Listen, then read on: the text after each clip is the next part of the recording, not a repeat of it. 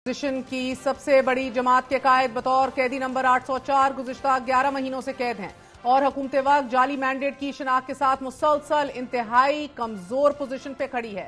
इस स्टैग्नेंट सियासी माहौल में मुज़ाकरात नागुज़ीर दिख रहे हैं, मगर कौन सी और किसकी शराइत पर?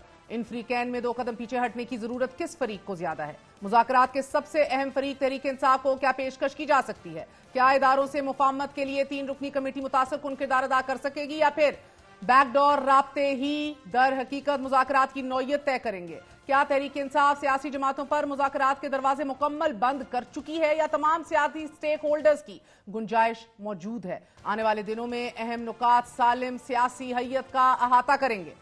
असद कैसर की सरबराही में तहरीक इंसाफ के इजलास में फैसला किया गया है कि मौलाना फजल रहमान को 2024 के आम इंतखाबात में मुबैना धांधली समेत दीगर मामलात के खिलाफ एहतजाजी तहरीक में शिरकत की दावत दी जाएगी। दूसरी जानिब तहरीक इंसाफ ने ग्रैंड अलायंस में शामिल जमातों के सरबराहान से भी राब्ते तेज कर दिए हैं। इंसदाद दहशतगर्दी अदालत के बाहर मीडिया से गुफ्तगू करते हुए साबिक वफाकी वजीर फवाद चौधरी का कहना था कि अगर तहरीक इंसाफ और मौलाना फजल रहमान इकट्ठे हो गए तो यह हुकूमत 3 से 4 माह तक चलेगी, इससे ज्यादा नहीं। उनका कहना था कि इस वक्त मौलाना और सूबा खैबर पख्तूनख्वा एक तरफ खड़े हैं। इस इत्तेहाद के नतीजे में बनने वाली तगड़ी अपोजिशन पहले से कमजोर पोजीशन पर खड़ी हुकूमत को टफ टाइम दे सकती है।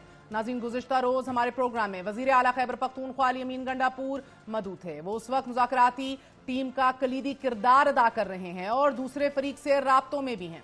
तहरीक इंसाफ मौलाना फजल रहमान के साथ एक नए सियासी सफर का आगाज करने जा रही है और अली अमीन गंडापुर साहब का कहना है कि मौलाना को पहले सही कलमा पढ़ना पड़ेगा, उन्हें अपनी इस्लाह करने की जरूरत है।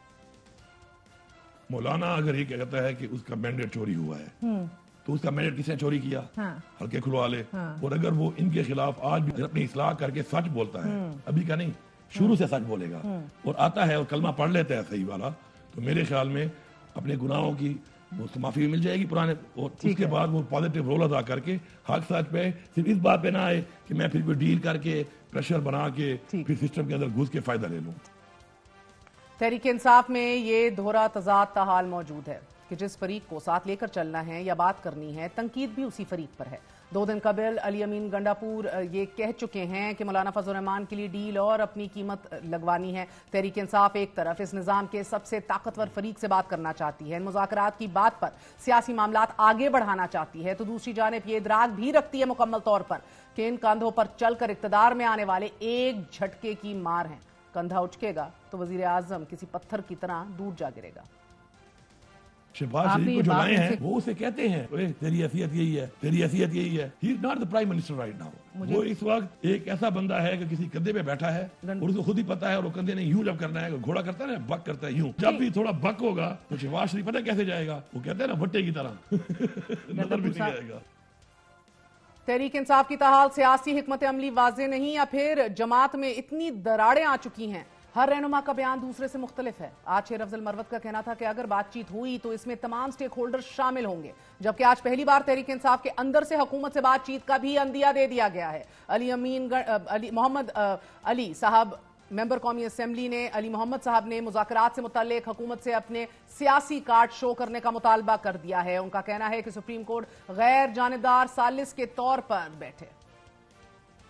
अल्टीमेटली अगर कोई बातचीत होनी भी है तो उसमें तमाम स्टेक होल्डर्स जो हैं वो इन्वॉल्व होंगे, अवामिल लेने होंगे, वो एडवांस में होंगे, क्योंकि अब अगर हम किसी बातचीत के लिए बैठेंगे तो इसका मतलब ये होगा कि हम कोई माफी तलाफी मांग रहे हैं, क्योंकि हमारे पास तो इन्होंने डील के लिए या कंप्रोमाइज के लिए कुछ छोड़ा ही नहीं है। फिल वक्त जो है ना हमसे किसी ने रजू किया है, ना हम किसी के साथ बातचीत कर रहे हैं। अप्रोच करेंगे भी तो बातचीत तब तक शुरू ही नहीं हो सकती है जब तक कि TOR में ये वाज़ेह डिक्लेरेशन ना आ जाए जमहूरियत की बालादस्ती और कानून की हुक्मरानी के लिए बातचीत होगी। खान साहब की रिहाई जो है वो कोई शर्त नहीं है।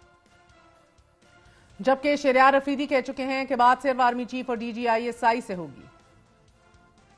پاکستان کی تعمیر کے لیے، معاملات کو حل کرنے کے لیے ہمارے ساتھ کیوں نہیں بیٹھتے؟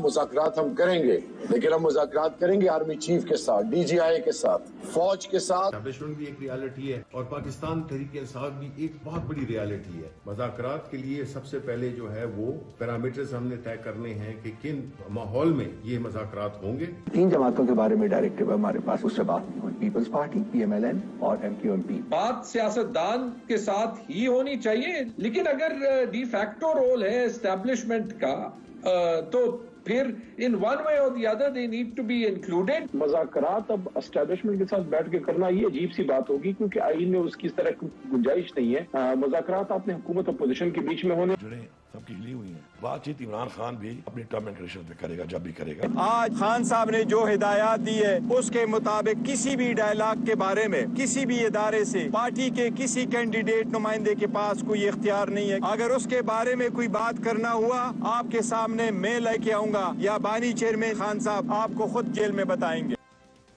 بیانات کے اس تضاد میں یہ گمان گزرتا ہے کہ جس فریق سے عمران خان بات کرنا چاہتے ہیں وہ بات کے لیے راضی نہیں، اور جو فریق عمران خان سے مذاکرات چاہتا ہے عمران خان اس فریق کے مینڈیٹ پہ راضی نہیں۔ وزیر اعلیٰ خیبر پختونخوا کا 2 ٹوک الفاظ میں کہنا کہ انتخابات کے بعد سب کی جڑیں ہل چکی ہیں، اب بات چیت عمران خان اپنی ٹرمز اینڈ کنڈیشنز پہ کریں گے۔ ہمارا اتنا بڑا مینڈیٹ چوری ہوا، پہلے اس پر بات ہوگی۔ اس طرح سے اشارہ نہیں مل رہا ہے، اس طرح سے کوئی بات چیت نہیں ہے، ایسی کوئی بات نہیں ہے۔ جڑیں سب کی ہلی ہوئی ہیں۔ عوام نے جو جواب دیا الیکشن کے دن، اس کے بعد جڑیں تو ان کی ہل گئیں۔ بات چیت عمران خان بھی اپنی ٹرم اینڈ کنڈیشن پہ کرے گا جب بھی کرے گا۔ بات چیت شروع ہوگی کہ ہمارا اتنا بڑا مینڈیٹ چوری ہوا ہے، پہلے اس پہ تو ہم بات کریں گے۔ علی امین گنڈاپور آج ایک بار پھر میڈیا سے مخاطب تھے اور ان کا کہنا تھا کہ مولانا فضل الرحمان ہمیں سپورٹ کرتے ہیں تو شکریہ ادا کرتے ہیں، اور مولانا صاحب اگر سمجھتے ہیں کہ مینڈیٹ چوری ہوا ہے تو میں حاضر ہوں۔ مولانا صاحب کا مینڈیٹ چوری نہیں ہوا، ان کے ساتھ دھوکہ ہوا ہے۔ مینڈیٹ چوری ہونے اور دھوکے میں فرق ہوتا ہے۔ ان کا کہنا تھا کہ بانی پی ٹی آئی نے بات چیت کا ٹاسک دیا ہے، کوئی بات ہوگی تو سب کے سامنے ہوگی، کوئی بات چیت سے یا گریز نہیں یا چھپائی نہیں جائے گی۔ ناظرین، مصدقہ ذرائع بتا رہے ہیں کہ سابق سیکرٹری دفاع جنرل ریٹائرڈ نعیم لودھی ملٹری اداروں اور تحریک انصاف کے درمیان بیک ڈور ثالثی کی کوشش کر رہے ہیں۔ وہ کہتے ہیں کہ دونوں طرف سے شرائط میں فرق ہے۔ عمران خان کو 9 مئی کے واقعات کی ذمہ داری قبول کرنے کا کہا گیا ہے، یہ بھی کہ وہ آئندہ ایسا نہیں کریں گے۔ عمران خان کا جواب ہے کہ انہوں نے 9 میں پلان ہی نہیں کیا، وہ بات کیسے مانے کہ جو کام انہوں نے کیا ہی نہیں۔ 3 رکنی مذاکراتی ٹیم دوسرے فریق سے گرین سگنل لینے میں کامیاب ہو جائے گی۔ سافٹ ویئر اپ ڈیٹس کی باتیں گنڈاپور صاحب کر رہے ہیں۔ فارمولا سیاست میں کوئی کردار ادا کر سکتا ہے۔ عمران خان جیل سے تب تک باہر نہیں آتے دکھ رہے کہ جب تک مذاکرات کامیاب نہیں ہوتے۔ یہ تاثر کیوں گہرا ہو رہا ہے؟